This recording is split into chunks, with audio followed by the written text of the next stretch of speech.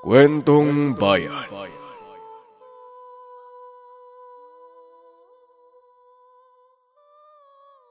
Ang kwentong ito ay hango sa totoong buhay. Mula ito sa isa nating kabayan na itago na lang natin sa pangalang Chris. Walang eksaktong taon. Probinsya ng Negros.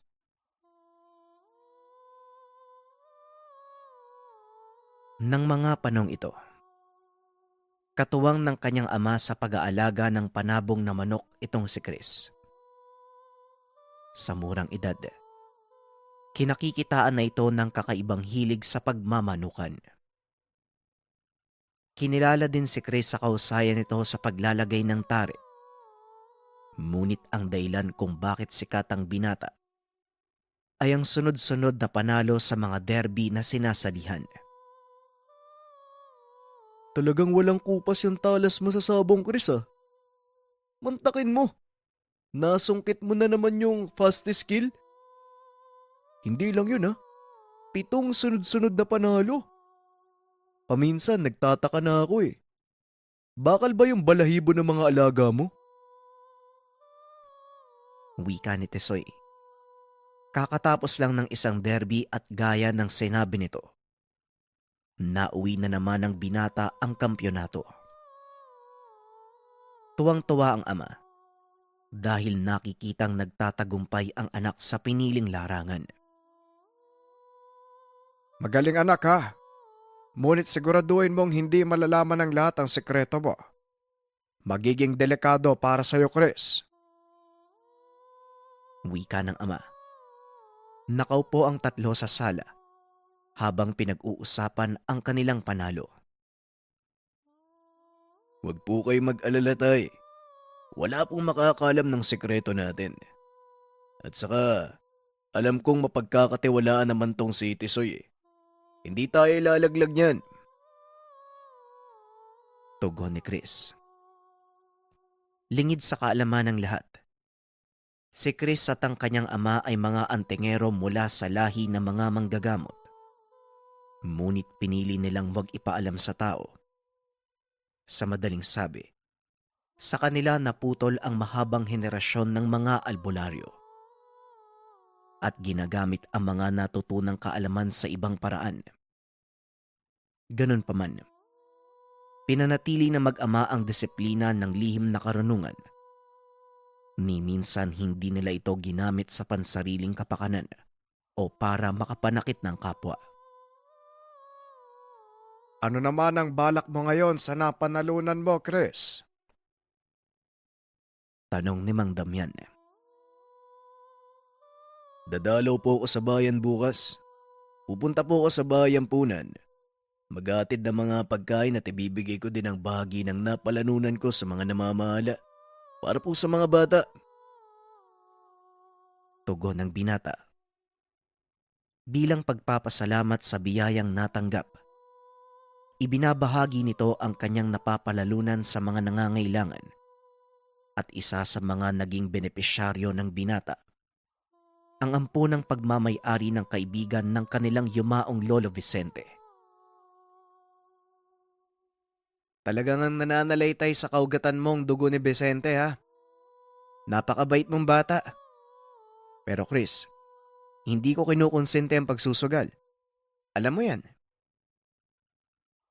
Wika ng pare. Namamahala ng ampunan na itago na lang natin sa pangalang Padre Velez. Huwag po kayo mag-alala, Padre. Hindi naman po sugal ang ginagawa ko. Sabihin na lang natin pamumuhunan. Tugon ni Chris.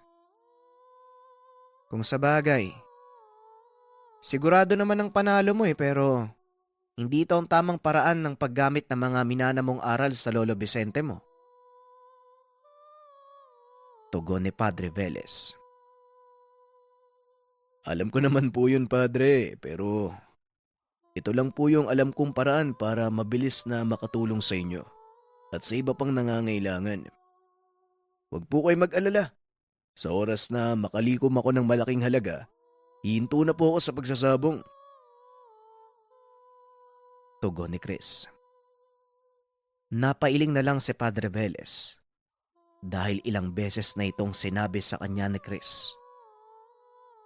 Wala din namang magawa ang pare dahil nakikita niyang maganda ang kinakalabasan ng ginagawa ng binata. Sa loob ng maraming taon, mas lalong naging matagumpay si Chris sa larangan ng pagmamanukan. Kinilala ito bilang isa sa pinakabatang breeder na nakapagtala ng maraming panalo sa loob ng isang taon. At ang mga lahi ng inaalagaan nitong manok, pinag-aagawan ng mga mananabong. Umabot ng mahigit 80,000 piso ang halaga ng mga manok na panabong ng binata. Ang kadalasang parokyano nito ay mga politiko o hindi kaya naman mga dayuhang nauhumaling sa sabong. Dahil sa tinatamasang tagumpay, naging masagana ang pamumuhay nila Chris. At syempre, hindi mawawala ang mga naiinggit. Isa na dito ang dating kaibigan ni Mang Damian na itago na lang natin sa pangalang Mang Eli. Dating magkapartner sa negosyo ang dalawa. Ngunit natokso sa pera si Mang Eli. Kaya gumawa ito ng paraan para lamangan si Mang Damian. Sa kasamaang palad natuklasan ito ng matanda. Kaya kagad nitong tinapos ang pakikipag-ugnayan sa kaibigan. Dahil sa pangyayari, lalong lumaki ang galit ni Mang Eli sa pamilya ni Chris. Ilang beses na itong nagtangkang isabotahe ang mga gawain ni Mang Damian. Ngunit sadyang hindi nito magawang magtagumpay na pabagsakin ang mag-ama. Hanggang sa wala ng ibang maisip ang matanda, pinili nitong sumangguni sa isang mambabarang. Hindi naging lingid kina Chris ang balak nito dahil na din sa angkin nilang kakayahan. Nagawa nilang kontrahin ang mga ritual ng mambabarang bago pa man ito magsimulang saktan sila. Talagang desperado na itong si Eli. Ano kaya ang susunod na gagawin ng taong yon? Hindi na maganda to ah. Baka malusutan tayo. Tanong ni Mang Damian. Kasalukuyan silang naghahanda para sa isang derby nang maramdaman ng matandang may paparating na panganib. Sa totoo lang po, naawa po ko sa kanya tay. Kasi punong-puno po ng galit yung puso niya. Tugon ni Chris. Wala tayong magagawa. Kung ito ang gusto niyang mangyari, hayaan mo lang siya. Hanggang sa magsawa yung matanda na yan. Kampante ang mag-ama dahil sa lakas ng aral nilang taglay. Ngunit lingid sa kanilang kaalaman, makakatagpo sila ng katapat. Kinagabihan, dinala nila Chris ang manok sa arena dahil maaga pang magsisimula ang mga sultada. Matapos maisaayos ang mga manok, nagsimula na si Chris sa mga ritual na gagawin. Inilabas nito ang mga medalyon, ibinabad sa tubig, nag-usal na mga dasal at isa-isang inihipan ang mga manok. Nagsindi pa ito ng insenso upang magsilbing pausok sa mga alaga. Kakatapos lang ng binata sa ginagawa nang biglang pumasok ang isang lalaki. Nagulat si Chris. Dire-diretso itong tumuloy sa kanilang kinaroroonan. Pasensya na ha. May maitutulong ba ako sa inyo, Manong? Tanong ni Chris. Wala naman. Naliligaw kasi ko eh. Kilala mo ba si Mang Eli? Hinahanap ko kasi kung saan siya naglalagi. Tanong ng lalaki. Naroon siya sa kabilang dulo. Tumbukin mo lang tong hilerang to. Pinakadulo sila, makikita mo. Wika ni Chris habang tinuturo ang kinaroroonan ni Mang Eli. Inakala nitong aalis na ang lalaki. Ngunit laking pagtataka ng binata. Nanatili pa ito. Pinagmasdang mabuti ang mga alagang manok ng binata. Mahusay ang pagkukondisyon mo sa mga alaga mo, bata ah. Siguradong panalo yan. Nga pala, Nardo ang pangalan ko. Alis na ako ah. Napakamot ng ulo ang binata. Nawirduhan ito sa mga sinabi ng lalaking nagpakilalang Nardo. Pinagmasdan niya itong maglakad. Bawat banok na madadaanan, tinititigang mabuti. Matapos ay lilingon kay Chris. Ngingiti ng nakakaloko. Hoy, anong problema? Bakit ka ba titig ng titig sa taong yon? Tanong ni Mang Damian. Nagulat si Chris sa biglaang pagsulpot ng ama. Tay, uy nako, ano ba naman kayo? Huwag niyo nga akong ginugulat ng ganyan. Ano po kasi, nawiwirduhan ako sa lalaking yun. Parang may kakaiba sa kilos niya eh. Tugon ni Chris. Sinabihan siya ng matanda. Huwag na itong bigyan ng pansin. Ay nako, wag mo nang pinapansin yung ganyang mga tao ha. Baka mga pakawalayan ni Ellie. Kung tapos ka na sa ginagawa mo, sige na umuwi ka na. Ako nang bahalang magbantay sa mga manok. Wika ni Mang Damian. Ngunit hindi mapalagay si Chris. Kaya pinili nitong magpaiwan. Hindi tay, ako na po magbabantay. Kayo na po magpahinga. Mababang araw ang harapin natin bukas. Tugon ni Chris. Matagal na itong ginagawa ng binata. Kaya panatag ang matandang walang mangyayaring masama sa kanya. Ngunit habang nasa daan pa uwi, may sumalubong na dalawang katao. May dalang itak ang mga ito. Alam ni Mang Damian, pakawala ito ni Ellie.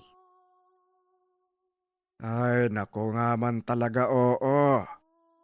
Talaga bang ganito ka desperado si Ellie? Pasensya na ha, pero mukhang mabibigo na naman siya. Wika ng matanda. Biglang sumugod ang dalawang kalalakian. Inundayan ng mga ito ng taga ang matanda. Ngunit nagawang mailagan ang mga atake. Nagulat ang mga ito. Hindi nila akalaing ganong kabilis kumilos ang matanda.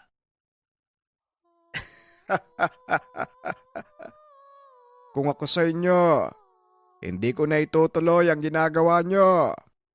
Mapapahamak lang kayo. Muling wika ni Mang Damian. Ngunit patuloy pa rin sa pagsugod ang mga kalalakian. Napailing si Mang Damian.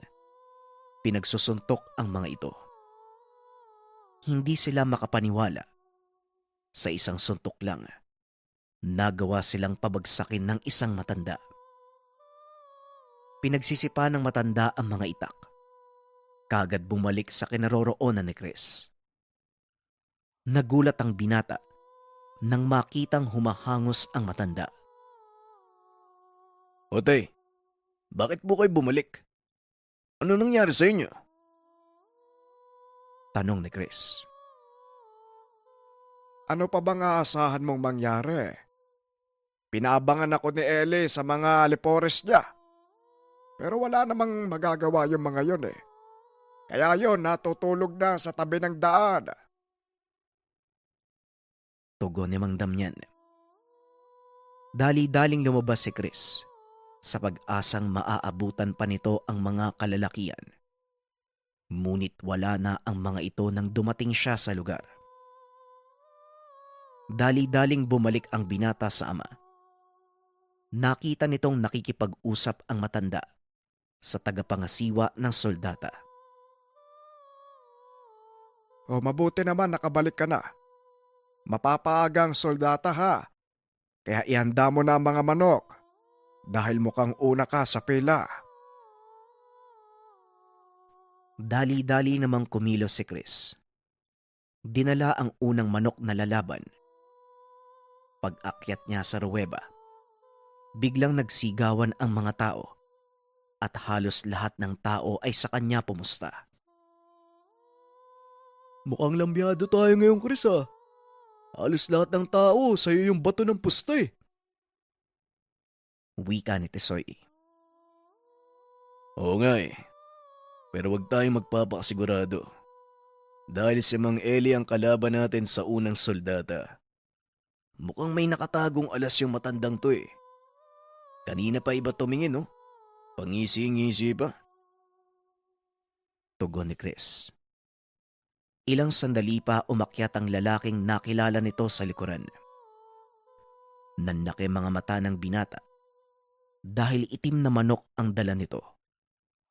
Sa unang tingin, kagad natukoy ni Chris, aswang ang hawak nitong manok. Dali-daling inagaw ng binata ang kanilang manok kay Tisoy. Sinabihan siyang wag itong magbibitaw. Alam ng kaibigan ang ganitong kilos ni Chris. Kaya kagad siyang lumabas ng ruweba at pasimpleng nagsaboy ng asin sa sahig. Matapos niyang gawin ito, muli itong lumapit sa kaibigan. Nag-abot ng isang baso ng tubig. Dinukot naman ito ni Chris gamit ang daliri. Inusala ng dasal, sabay himas sa ulo ng alaga at sa tari. Ngayon lang uli ako nakakita ng aswang na manok, Chris. At mukhang malakas ang isang yan. Kaya ba ng alaga natin? Tanong ni Tisoy. Magtiwala ka sa dasal at sa alaga natin, Tisoy. Kahit gaano pa kalakas yung aswang na manok na yan, walang panama yan sa kapangyarihan ng Diyos. Tugon ni Chris. Matapos naglakad na sila sa gitna. At gaya ng inaasahan, naghiyawan ang mga tao dahil alam nilang sigurado na ang panalo sa tuwing ang binata ang magbibitaw ng manok sa ruweba. Nagsimula na ang salpukan ng mga manok. Kitang-kita nila ang pagtatatalon ng manok ng kalaban dahil sa asing isinaboy ni Tisoy sa ruweba. Hindi nagtagal ang labang iyon. Nagtamo ng 4 na saksak ng tari ang kalaban at ilang hiwa sa katawan. Gaya nga ng inaasahan, nanalo ang manok ni Chris nang walang natatamong galos. Napatingin ito kay Nardo. Kitang-kita ang panggigigil nito. Ngumiti lang si Chris, na lalo namang nagpainis sa lalaki. Mukhang ginalit mo ng gusto yung kasama ni Mang Eli. Wika ni Tisoy. Napangiti si Chris at sinabing sinadya niya itong asarin para malaman ang totoong pagkatao ni Nardo. Ito lang ang paraan para malaman natin ang ugali niyan. Basang-basa ko na ang karatas ng taong yan, Tisoy. Kaya alam ko na ang susunod niyang gagawin. Ilabas mo na isa nating manok para sa susunod na soldata. Yung hindi kasama sa mga dinasalan ko. Nanlaki ang mga mata ng kaibigan dahil alam niyang matatalo ang manok na yun. Lalo pa ang kalaban, may kakayahang gumamit ng aswang na manok. Pero pre, mababayiran yung record mo niyan. Sigurado ka? Tanong ni Tisoy. Huwag kang mag-alala. Magiging tabla ang laban. At saka, wala ka bang tiwala sa akin, Tisoy? Tugon ni Chris. Hindi na nagsalita pa ang kaibigan. Kagad nitong kinuha ang manok na sinasabi ng binata at hinanda. Matapos ang ikalawang soldata, sila muli ang lalaban. Nagsipag-atrasan ang ilang mga kasali nang makitang si Chris ang nagbibitaw ng manok. Nagpasya na lang tumaya ang mga ito kaysa ibuwis ang buhay ng kanilang mga alaga. Mukhang dalawa na naman kayo ni Ellie ang matitira. Itutuloy mo pa ba ang soldata? Tanong ng matanda. Opo, tay. Kailangan tapusin natin ang 7 soldata. Alam kong may gagawin pang kakaiba yung Nardo na yan. Tugon ni Chris. Ilang sandali pa ay muli nang tinawag sina Chris para sa ikalawang soldata. Nagulat ang lahat dahil wala sa dalawang panig ang umatras. Muling naghiyawan ang mga tao dahil alam nilang malaking pera ang makukuha sa labang iyon. Nagharap si Chris at Nardo. Sa pagkakataong iyon, kinumpronta nito ang binata. Talagang hinahamon mo ko, bata, ha? Hindi mo alam kung sino ang kinakalaban mo. Natawa si Chris dahil galit na ito. Masyado mo namang sineseryoso ang lahat, eh. Sabong lang to. Pera lang ang habol natin dito, Manong. Tugon ni Chris. Lalong nagpantig ang tenga ni Nardo. Pera. Pasensya na. Pero hindi yan ang dahilan ko nung pumayag akong magtrabaho kay Mag-Eli. Ikaw at ang iyong ama. Tugon ni Nardo. Matagal na nitong minamanmanan sina Chris. Napag-alaman na may kakaibang kakayahan ng binatang kumontrol ng kilos ng manok. Hindi ko alam na matutuklasan mo yun, ah. Kung sa bagay, matagal na din akong hindi nakakaengkwentro ng mga aswang na manok. Mukhang magiging maganda ang laban na to. Pero pinangungunahan na kita. Wala akong personal na galit sa'yo at papalampasin ko ang ginawa mo sa tatay ko. Dahil hindi naman siya nasaktan, eh. Pero babalaan kita. Sa oras na may ibang madamay, siguradong mananagot ka. Wika ni Chris. Ngumiti lang ng nakakaloko si Nardo. Muling bumalik sa kanilang pwesto. Nagsimula na ang ikalawang soldata at gaya nga ng inaasahan ng lahat, naging mainit ang mga susunod na laban. Sa kabila ng kakayahan ng mga aswang na manok, nagagawa pa din itong lampasan at matalo ng mga alaga ni Chris. Tuluyang natapos ang sabong. Muling nauwi ng binata ang kampyonato. Naghahanda na sila pauwi nang makita nitong naglalakad si Nardo palayo. Mukhang sumuko na yung tao na yun, Chris, ha?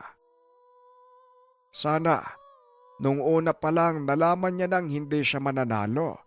Dagsa ganon, hindi naging ganito kasakit ang pagkatalo para sa kanya. Ay nako, kawawa naman, oh. Bagsak pa ang balikat. Nakayuko pa ang ulo. Wika ni Mang Damian. Sa palagay ko tayo hindi. Hindi pa dito natatapos ang lahat. Kaya magmadali kayo ni Tisoy para makauwi. Mas ligtas kayo doon. Tugon ni Chris. Matapos maayos ang mga kagamitan, kagad nang umalis si Mang Damian. Sinadya ng binatang magpaiwan dahil alam nitong susundan siya ni Nardo. Nagpa siya si Chris na maglakad pauwi dahil hindi naman kalayuan ang sabungan sa kanilang tahanan at kagaya ng inaasahan, sinundan siya ng ilang kalalakian. Huminto ang binata upang harapin ang mga ito. Ngunit imbis na kumprontahin, mabilis na nagpulasan ang mga kalalakian. Hinabol naman ito ng binata sa kagustuhang tuldukan na ang hidwaan. Masyadong mabilis kumilos ang mga ito, kaya hindi sila magawang abutan ni Chris. Babalik na sana ang binata nang bigla siyang sinigawan ni Nardo. Hoy bata! Ang lakas ng lobong sundan ako ah. Ang galing mo rin ano. Talagang gusto mong mamatay. Wika ni Nardo. Kabaliktaran ang gusto kong mangyari. Gusto kong malaman mula sa'yo kung bakit gano'n na lang ang galit mo sa amin ng tatay ko. Tanong ni Chris. Ngunit hindi ito sinagot ni Nardo. Sa halip lumabas mula sa likod ng puno si Mang Eli. Ito ang nagsalita. Si Nardo ay inupahan ko para lang maging kasangkapan. Kaya hindi niya masasagot ang tanong mo. Alam mo kung ano ang ginawa ng tatay mo sa akin noon. Ito na ang pagkakataon para makaganti ako sa kanya. Wika ni Mang Eli. Ngunit bigla itong pinatahimik ni Nardo. Hoy, tanda! Tumahimik ka. Hindi ako pumunta dito para magtrabaho sa'yo. Gusto kong makita kung ano ang totoong kakayahan ng binatang to. Masyadong matunog ang pangalan niya sa buong bayan. At may mga balitang nakarating sa akin na may taglay nga daw siyang agibat. Gusto kong patunayan yon. Tugon ni Nardo. Sa isip ni Chris, talagang hindi siya papalampasin. At sana din inalam mo na hindi ko lang sa sabong ginagamit ang kakayahan ko. Tignan natin. Ngayon natin malalaman eh. Tugon ni Nardo sabay sugod sa binata. Sinalubong naman ito ni Chris. Ngunit sa halip na saluhin ng suntok, hinayaan niya itong tumama. Nagawang patalsikin ni Nardo ang binata. Ngunit laking gulat nito dahil hindi man lang nagalusan. Alam mo, kung ganyan lang yung gagawin mo, mas mabuti pang itigil mo na lang to. Wika ni Chris. Ay, masyado kang kampante ah. Nagsisimula pa lang ako ah. Tugon ni Nardo. Muling sinugod si Chris. Sa pagkakataong iyon sinalo ng binata ang kamao nito at itinulak papalayo. Akmang susugod muli nang mapansin itong biglang bumigat ang katawan hanggang sa hindi na makakilos. Pilit nitong inihahakbang ang mga paa, ngunit wala pa ring nangyayari. Hindi ka makakagalaw kahit anong gawin mo, Manong. Hindi mo pa napapansin? Sa bawat pagdikit ng kamay ko sa'yo, may dasal akong binibitawan. At sa tuwing gagamitin mo ang kakayahan mo, lalo itong lalakas. Wika ni Chris. Hindi makapaniwala si Nardo na ganon katuso si Chris. Maliban pa dito, sadyang napakalakas ng binata. Tama nga ang sinabi ng ilang mga kaibigan ko. Hindi nga kayo basta-basta. Tugon ni Nardo. Sinabi din nito ang totoong dahilan ng pakikipagsabwatan kay Mang Eli. Nabulagan nito sa kasinungalingan ng matanda. At isa sa malalapit nitong kaanak ang napahamak dahil sa pagsunod sa maling paniniwala. Ito ang nagtulak kay Nardo na magigante sa mag-ama.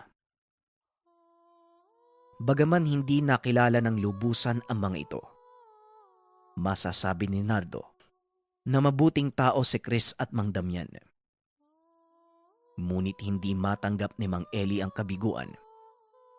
Kusa itong kumilos para pagbayarin si Chris. Dinampot ang itak at sinugod ang binata.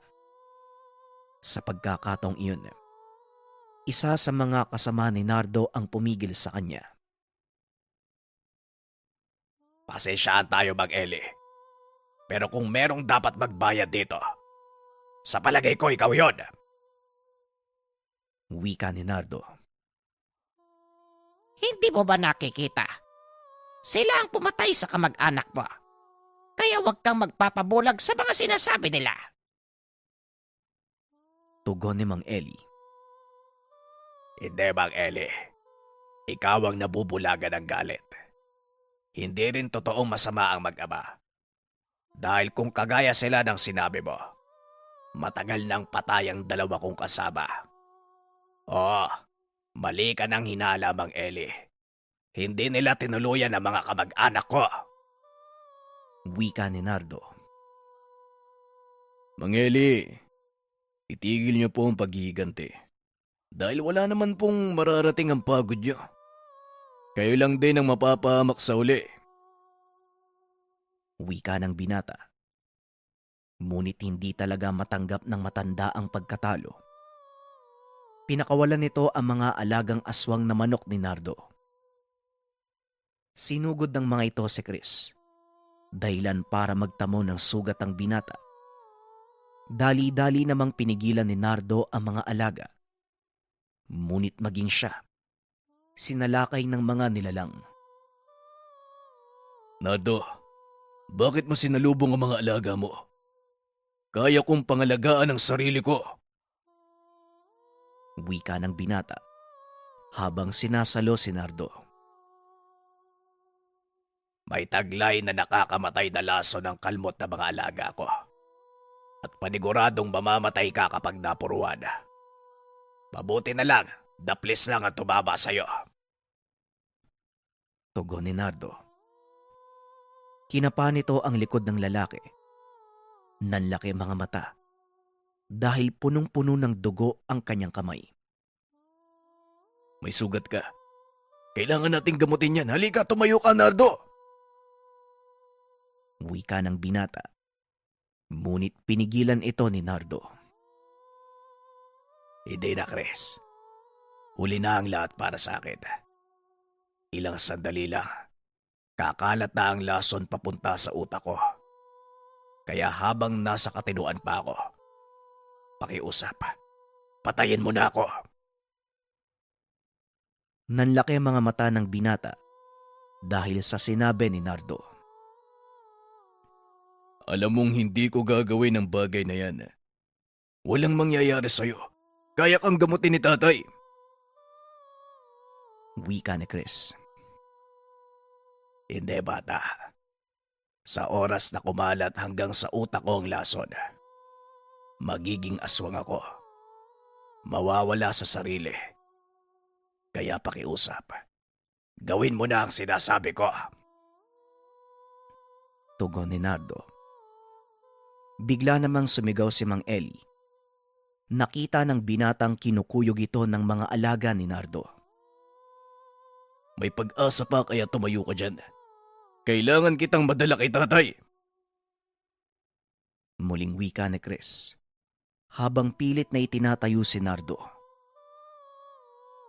Huwag ka na magpumilit.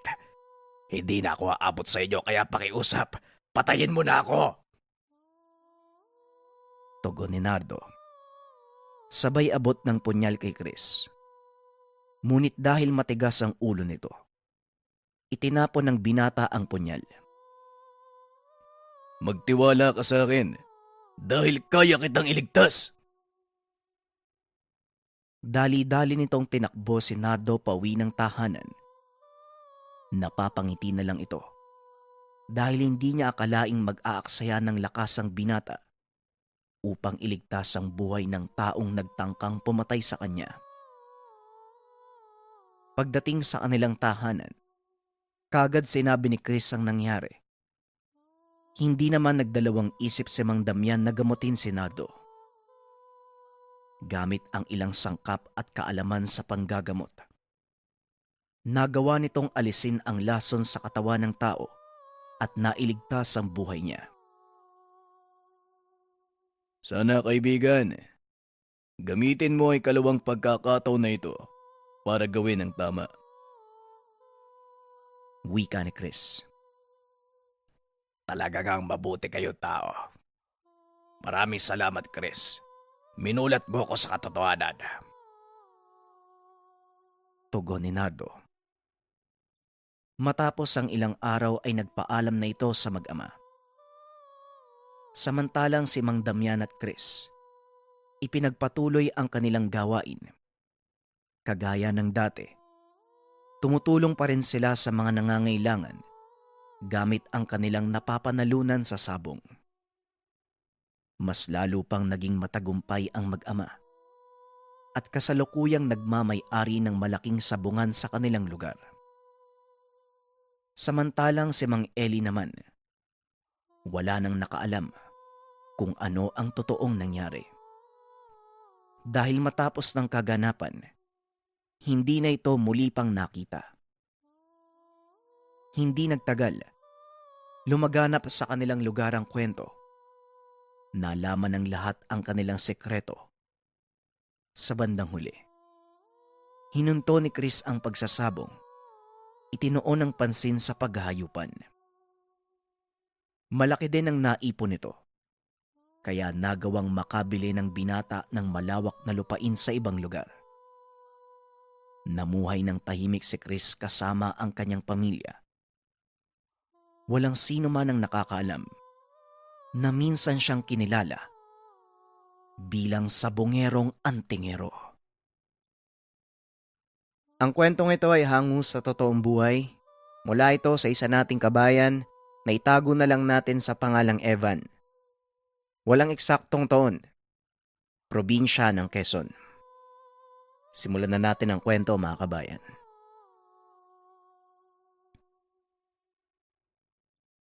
Marahil marami na tayong naririnig na mga bertud at anting-anting. Karamihan sa mga ito nagbibigay sa atin ng lakas, kabal, at pampaswerte. Ngunit sa kwentong ito, kakaibang bertud ang inyong matutunghayan dahil ang kakayahan ng gamit na ito ay magmanipula ng oras o dimensyon.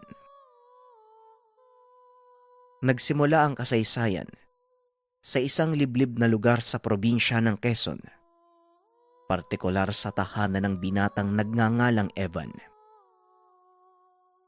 Mula sa pamilya ng mga magsasaka, at ang pangunahing hanap buhay ay pagtatanim ng tabako. Panganay sa dalawang magkakapatid itong si Evan, kaya siya ang katuwang ng ama sa paghahanap buhay.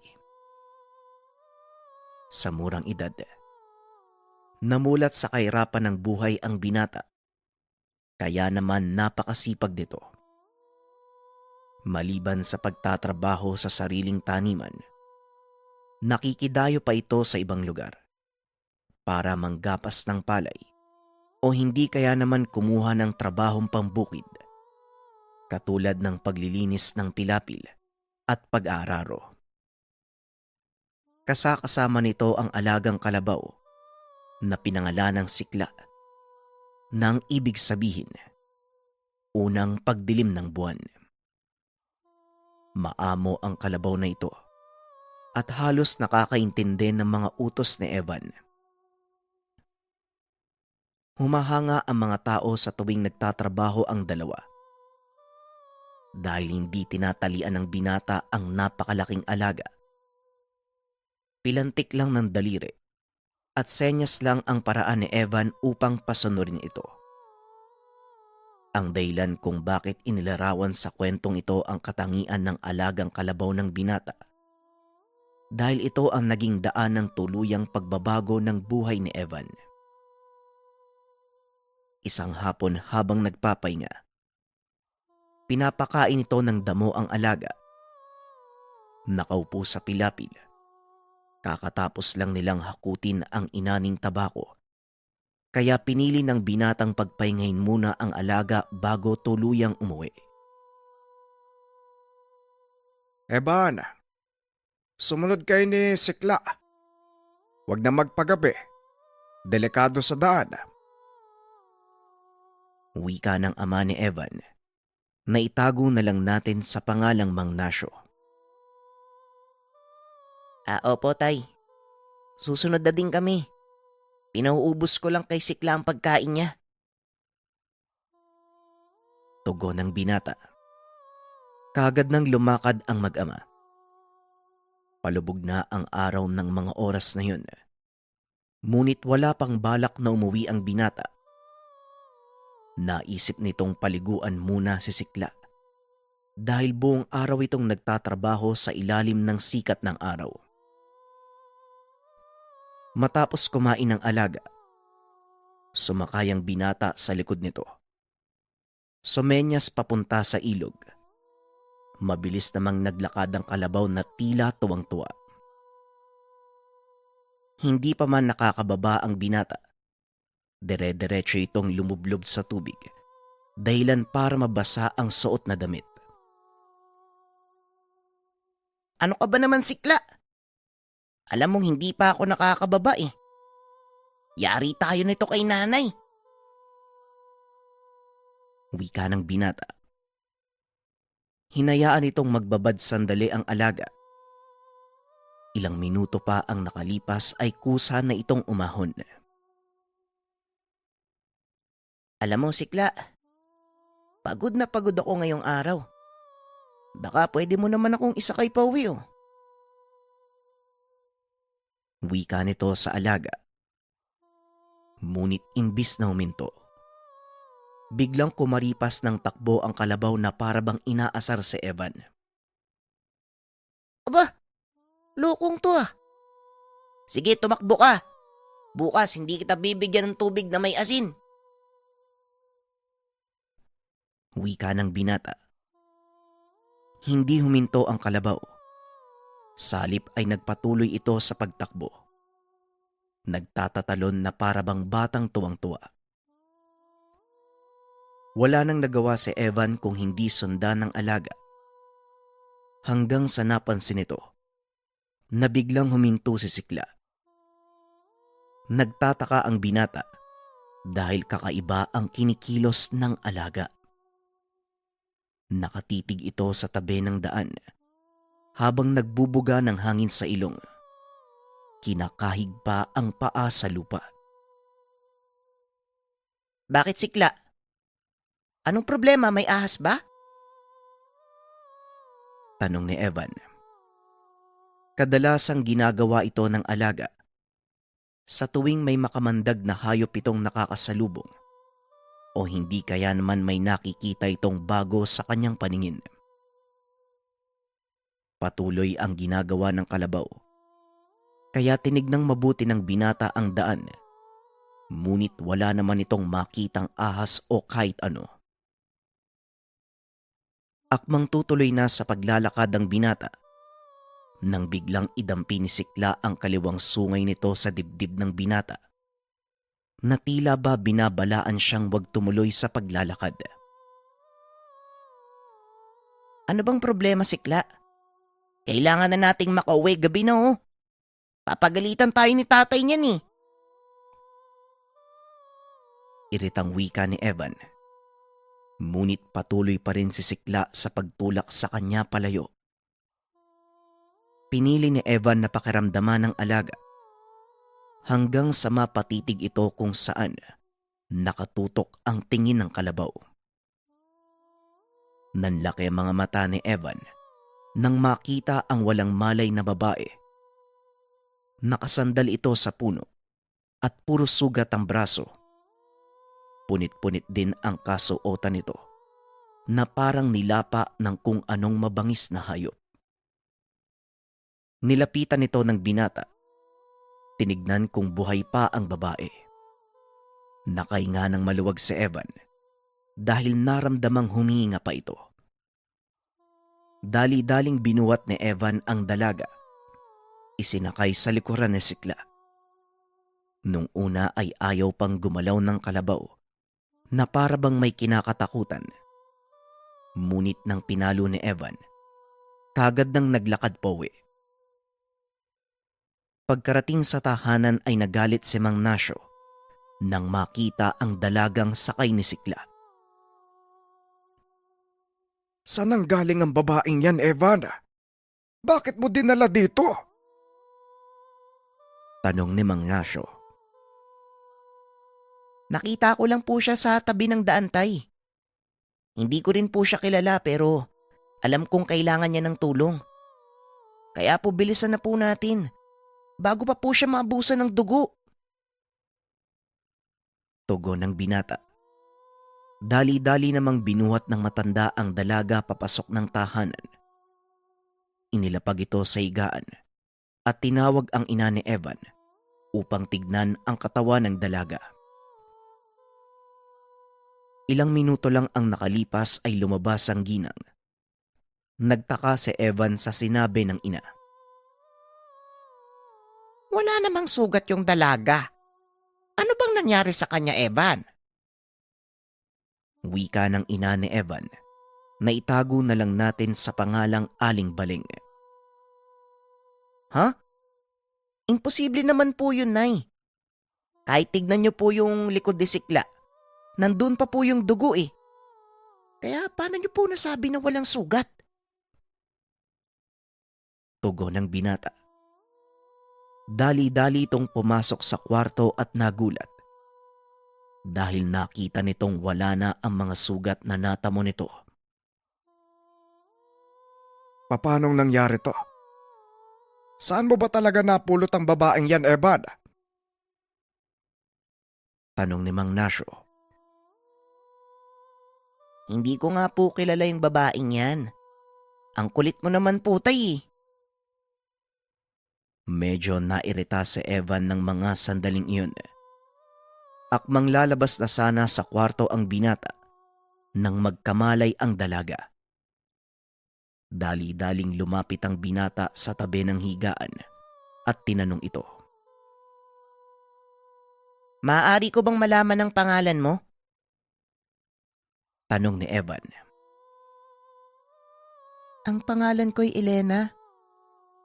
Teka, nasan ako? Tugon ng dalaga.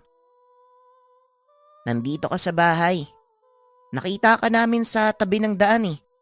Sugatan tapos walang malay. Wika ni Evan. Tinulungan nitong bumangon ang dalaga. Ngunit dali-dali itong bumaba sa higaan. Nagpupumiglas na lumabas sa kwarto. Sandali lang. Hindi ka pwedeng kumilos, baka mapano ka. Pinigilan nito ni Mang Lucio na lumabas dahil sa kalagayan. Bakit niyo ko dinala dito? Hindi niyo ba alam na pwede kayong mapanganib? Wika ni Elena. Paano mo naman nasabing mga nganib ang buhay namin? Dahil ba sa pagliligtas sa'yo? Sabihin mo sa amin, may mga humahabol sa'yo, no? Tanong ni Mang Nasyo. Opo. May ilang kalalakihang humahabol sa akin eh. Kaya kailangan kong makaalis dito. Dahil sa oras na maabutan nila ako, pati kayo pwedeng madamay. Tugon ng dalaga. Ngunit hindi rin pwedeng hayaan ng mag-amang umalis ito. Lalo na nang malamang nanganganib ang buhay. Hindi, Elena. Pwede kang magtago dito sa bahay. Walang makakaalam na nandito ka. At isa pa, nandito ka sa aming pamamahay. Kaya kami nang bahala sa'yo. Tugon ng binata. Ngunit patuloy na nagmatigas ang dalaga. Nagpupumilit itong umalis.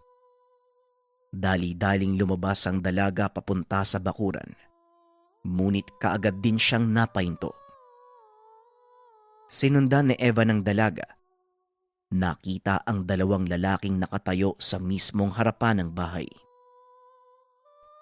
Hinawakan nito si Elena upang ipasok sa bahay.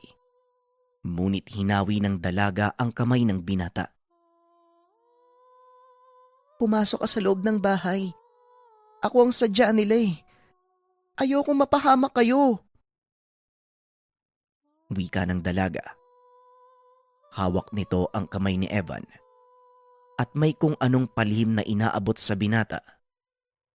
Matapos ay itinulak niya ito papasok. sabay sarado ng pintuan. Hindi na ito nagawa pang buksan ng binata dahil nakaharang si Elena sa labas. Naririnig nito ang sigaw ng dalaga habang tila sapilitan itong kinukuha ng mga dumating na kalalakihan. Ilang minutong nakalipas, humupa na ang gulo sa labas. Dahan-dahang binuksan ng binata ang pintuan. Nanlaki ang mga mata nito dahil wala na si Elena. Sinubukan pang tignan kung saan pumunta ang mga ito. Ngunit wala namang naiwang bakas ang mga kumuha sa dalaga. Mukhang tuluyan na nga silang nawala, Evan. Delikado kung susundan mo sila sa mga oras na ito. At isa pa, wala kang laban sa kanila. Nararamdaman ko, hindi sila normal.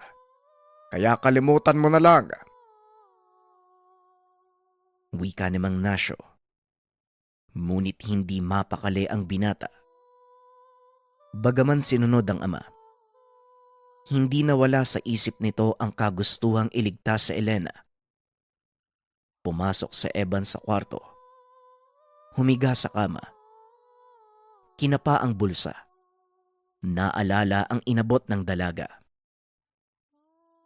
Dali-dali siyang bumangon at binuksan ito. Nagtaka ang binata dahil ang laman ng sisidlan, maliit na asul na bato. Halos kasing laki lang ng hintoturo, makinis at naglalabas ng mahinang liwanag.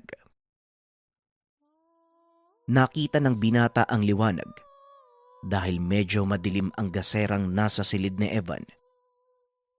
Itinapat nito sa liwanag ang bato. Tumatagos ang liwanag mula sa gasera na tila gawa sa kristal ang bato. Naging palaisipan kay Evan kung ano ang bagay na yun. At habang pinagmamasda ng bato, hindi na malaya ng binatang unti-unti na siyang nakakatulog. Kinabukasan ay nagising ang binata dahil sa pagtawag ng ama. Naalala nito, kailangan nilang tapusin ang pag-aani ng tabako. Dali-daling bumangon ng binata. Pinuntahan ng alagang kalabaw. Binuksan nito ang pintuan ng kulungan. Laking gulat ng binata dahil sinuwag siya nito. Oh, ano bang nangyayari sa'yo? Tanong ng binata habang tumatakbo palayo sa alaga. Hindi lubusang maunawaan ni Evan ang nangyayari sa alaga. Patuloy ito sa pagtakbo hanggang sa makakita ng puno. Umakyat ang binata para maiwasan ang matatalas na sungay ni Sikla.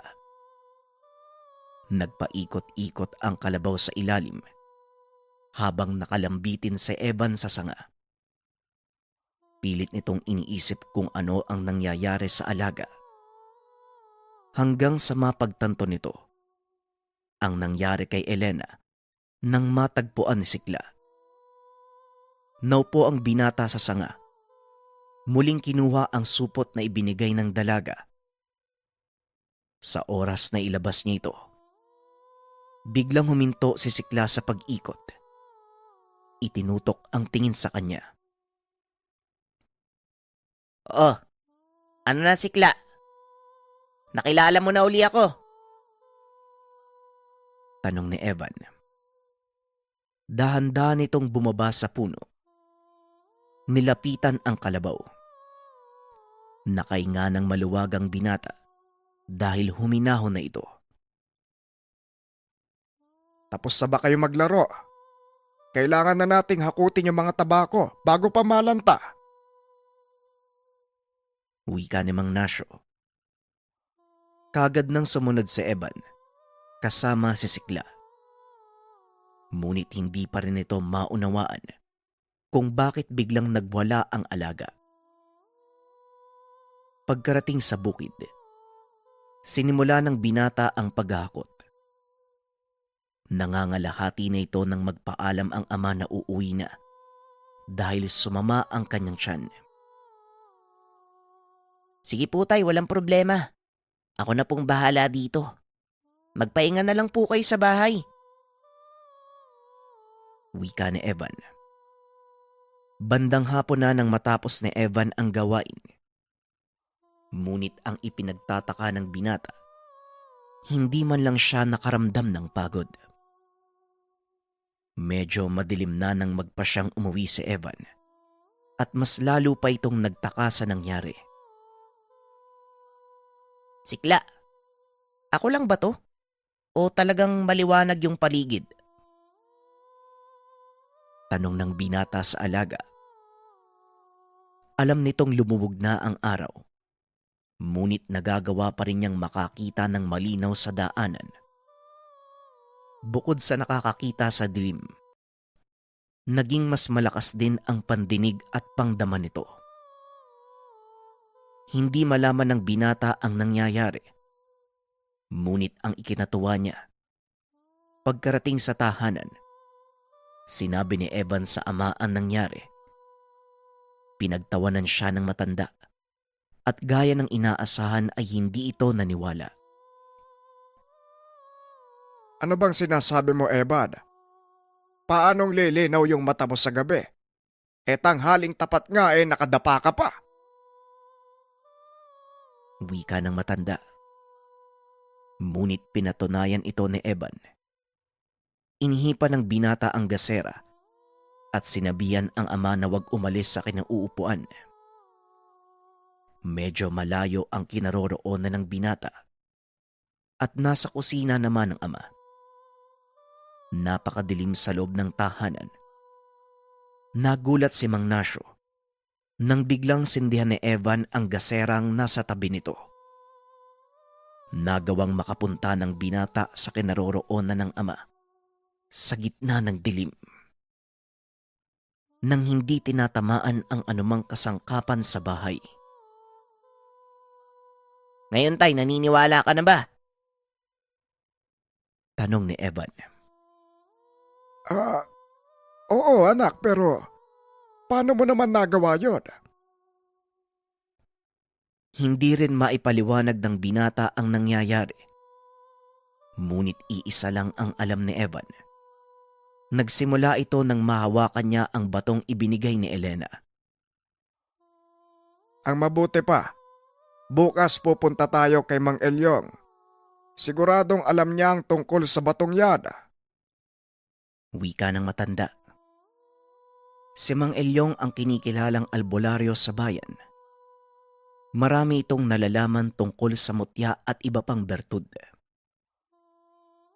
Kinabukasan nga ay maagang nagpunta ang mag-ama sa bahay ng albularyo.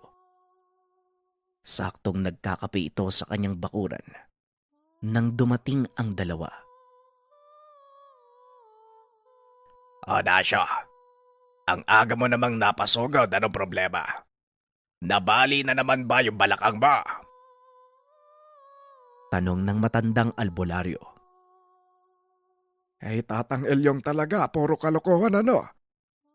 Naparito kami dahil may gustong isang guni sa inyo ang anak kong si Evan. Tugon ni Mang Nasyo. Ganun ba o siya? Tumuloy na muna kayo sa bahay nang makapagkape at para mapag-usapan na din natin ang pakay niya. Wika ng matanda. Nang magkaharap ang tatlo, hindi na nagsayang pa ng oras ang binata. Kaagad nitong ipinakita ang batong ibinigay ni Elena. Nanlaki ang mga mata ng matanda. Saan mo nakuha ang batong yan, Evan? Alam mo bang isang bertud ang hawak ng anak mo? Wika ni Tatang Elyong. Bertud po. Anong bertud? Saka, paano nyo naman po nasabi? Tanong ni Evan. Sa tagal ko sa larangan ng panggagamot, hindi lang iisang bertud ang nasilayan ko, bata. At alam ko kung anong pinagkaiba ng isang bertud sa pangkaraniwang mutya. Ang hawak mo ay isang bertud ng kubot. Ngayon, ang katanungan ko naman ang sagutin mo. Saan ang galing ang bertud na yan? At paano itong napunta sa'yo? Pag-uusap ng dalawa. Isinalaysay ng binata ang nangyari. Naliwanagan ang matanda. Ganun ba? Hindi malayong isang kubot ang babaeng nagbigay sa'yo ng bertud na yan. At hindi basta-bastang kubot. Mataas na uri ng kubot. Wika ni Tatang Elyong.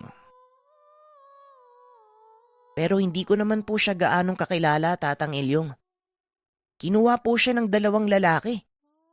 Magmula nun, hindi na po namin siya nakita. Tugon ni Evan. Malamang may dahilan ng pagkuha sa kanya ng mga kalalaki ang sinasabi niyo. Pero iisa lang ang alam ko. Kung sakaling kalaban ng babaeng yon ang kumuha sa kanya, iisa lang ang habol nila. Ito ay ang makuha ang bertud. Muling wika ng matanda. Nalabis namang ipinagtaka ni Evan.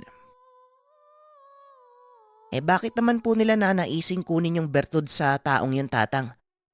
Ano po bang meron? Tanong ni Evan.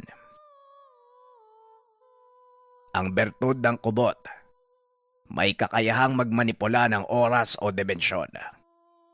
Ito ang ginagamit nila upang dukutin ang mga napiling biktima. Pagpapaliwanag ni Tatang Elyong.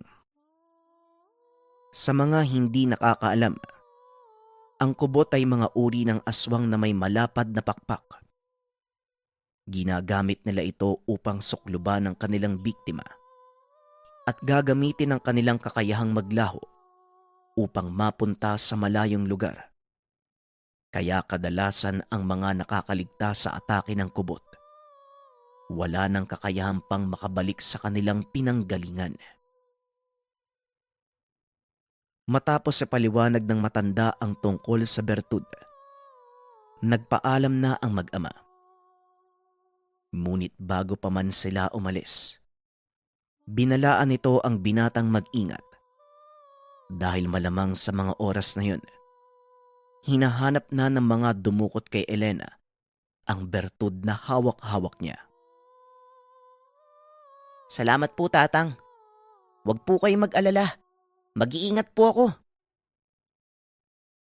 Wika ni Evan. Matapos ay tumuloy na ang mga ito sa pag-uwi. Habang nasa daan, patuloy na pinag-uusapan ng ama ang tungkol sa bertud. Napansin ng binatang may kung anong nakasunod sa kanila. At nang lingunin ito, wala naman silang nakita. Ang mabuti pa magmadali na tayo, Evan. Maaring tama si Tatang Nasyo. Malamang sa mga oras na ito, natunogan na ng mga dumukot kay Elena na nasayo ang bertud. Wika namang Nasyo. Pagkarating sa tahanan ay kaagad nilang sinarado ang pintuan. Pinakiramdaman ng binata ang paligid. At nang sumilip ito sa bintana, nakita niya ang 2 kalalakian. Tay, may mga tao sa labas. Sa palagay ko, sila po yung dumukot kay Elena. Wika ni Evan. Dali-daling kinuha ng matanda ang gulok na nakasugbit sa haligi at lumabas ng tahanan. Magandang hapon. Anong maitutulong ko sa inyo?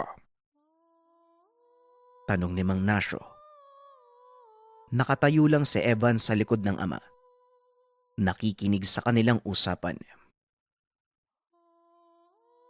Hindi ikaw ang kailangan namin, tanda. Kaya mabuti pa, ilabas mo ang anak mo at sabihing ibigay ang bertud sa amin. Tugon ng isa sa mga kalalakian. Akmang lalabas na sana si Evan nang biglang may nagsalita sa kulungan ng kalabaw. Hindi, Evan. Huwag mong ibigay sa kanila ang bertud. Nanlaki ang mga mata ng mag-ama nang makita ang dalaga. Anong ginagawa mo dito, Elena? Ang buong akala ko, dinukot ka ng mga kalalakihang to ah. Tanong ni Evan. Sa susunod ko na ipapaliwanag sa'yo. Sa ngayon masaya ako. Nagawa ko makaabot sa tamang oras. Itinago mo ba yung bertud na binigay ko? Tugon ng dalaga. Dali-dali namang dinukot ni Evan ang bertud sa bulsa at inabot kay Elena. Ngunit hindi niya ito tinanggap. Hindi, Evan. Ikaw ang gagamit yan para sa akin. Sundin mo lang ang sasabihin ko. Siguradong mapapagana mo ang bertud. Wika ni Elena. Pero hindi ako kubot kagaya mo. Paano ko mapapagana to? Tanong ni Evan. Bakit? Sa tingin mo ba isa akong kubot? Hindi, Evan. Pangkaraniwang tao lang din ako na nagawang gamitin ang kakayahan ng bertud ng kubot. Ngunit ang mga lalaking yan, sila ang totoong kubot. Wika ni Elena. Oo, mga kubot kami. At hinahabol namin ang babaeng yan dahil ninakaw niya ang bertud ng isa naming kasamahan. Nandito kami para bawiin ito.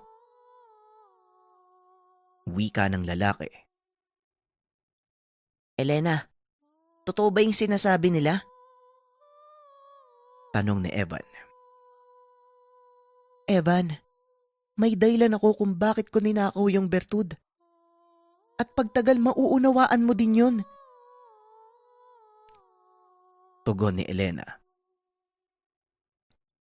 Humingi ng tulong sa amin ng babaeng yan dahil gusto niyang ibalik ang buhay ng kanyang ina. Siguro, napagalaman niyang kayang manipulahin ang aming bertudang oras. Kaya niya naisipang nakawin at gamitin ito. Wika ng isa sa mga kalalakihan. Mukhang malaking hindi pagkakaunawaan ang pangyayari. Maaari ba naming malaman ang pangalan nyo? Nang sa ganon, makapag-usap tayo ng maayos. Ang pangalan ko ay Dado at ito naman ang kapatid kong si Ismael. Pagmamay-ari ng aming inang bertud na ninakaw ni Elena. At kung anumang kasinungalingan ang sinabi niya sa inyo, wala yung katotohanan. Wika ni Dado. Tama si Dado. Mapanganib ang paggamit ng bertud. Lalo na kung nanaisin mong bumalik sa panahon. Hindi ito pinahihintulutan ng batas ng aming angkan. Dahil sa itong uri ng paglabag sa balanse ng kalikasan. Pagpapaliwanag ng magkapatid. Ngunit nagpumilit si Elena. Hinablot nito ang bertud kay Evan at sinubukang gamitin. Kaso nga lang hindi niya ito nagawa dahil hinawakan ng binata ang kanyang kamay. Tama na, Elena. Minsan ka nang napahamak dahil sa pagnanais mong ibalik ang buhay ng iyong ina. Tanggapin mo ang katotohanan na hindi tayo nagtatagal sa mundong to. Wika ni Elena. Walang nagawa ang dalaga dahil hindi ito makawala sa pagkakahawak ng binata. Ismael, Dado, maaari niyo bang ipaliwanag ang pagkakaroon ng kakayahang makakita sa dilim at ang biglaang paglakas ng katawan ko? Tanong ni Evan. Simula nang mahawakan mo ang bertud, kumapit na sa iyo ang taglay nitong lakas. May kakayahan ang bertud naming mga kubot na protektahan ng sino mang may hawak sa kanya. Ngunit kagaya ng sinabi ko, Hindi ito nararapat na mapasa kamay ng mga taong may pansariling interes. Wika ni Ismael. Naglakad si Evan papunta sa magkakapatid upang isuko ang bertud. Ngunit sa halip na tanggapin, kinuyom ni Ismael ang palad ng binata. Hindi mo naiintindihan ang sinabi ko eh. Sa oras na mahawakan mo ang bertud, kumapit na ito sa'yo. Lalo pa kung naramdaman nito na karapat-dapat ka. Wala na akong nakikitang bahid ng pagkakamali sa iyo eh. Kaya panatag ako na ikaw ang mangangalaga sa bertud na pagmamay-ari ng nanay namin. Elena, naway maunawaan mo ang gusto naming iparating sa'yo. At kung ano man ang sama ng loob mo sa pagkamatay ng iyong ina, pakiusap tanggapin mo ito. Huwag kang mag-isip ng pagigante o magtanim ng galit. Iniwan ka namin sa pangalaga ng binatang ito, pero hindi ibig sabihin papabayaan ka na namin. Patuloy lang kaming magmamasid sa mga susunod mo pang gagawin. Kaya umayos ka. Wika ng magkapatid. Matapos ay nagpaalam na ang mga ito. Saka lang napag-alaban ni Evan na si Elena, pamangkin ni Dado at Ismael. Ngunit wala itong kakayahang kagaya ng dalawa. Simula ng komprontasyon, hindi na ninais pa ng dalawa na kunin ang bertud kay Evan. Sa halip ay pilit itong kinalimutan ng balak. Bandang huli, napagtanto ng dalaga na walang maidudulot na maganda ang pag-iigante. Itinago ni Evan ang bertud. Ginagamit lang ito kung kakailanganin. Ngunit mas binabuti nito na walang makaalam ng totoong kakayahang taglay ng bertud. Sa paglipas ng panahon, mas lalong napagyaman ni Evan ang kanilang taniman. Bagaman may taglay na kakaibang lakas, pinili ng binatang mamuhay ng payapa kasama ang pamilya. Samantalang si Elena naman, nagpakalayo-layo. Hindi alam ng binata kung saan ito nagpunta. Ngunit kahit ganun pa man, alam ni Evan na natuto ang dalaga sa pagkakamaling nagawa.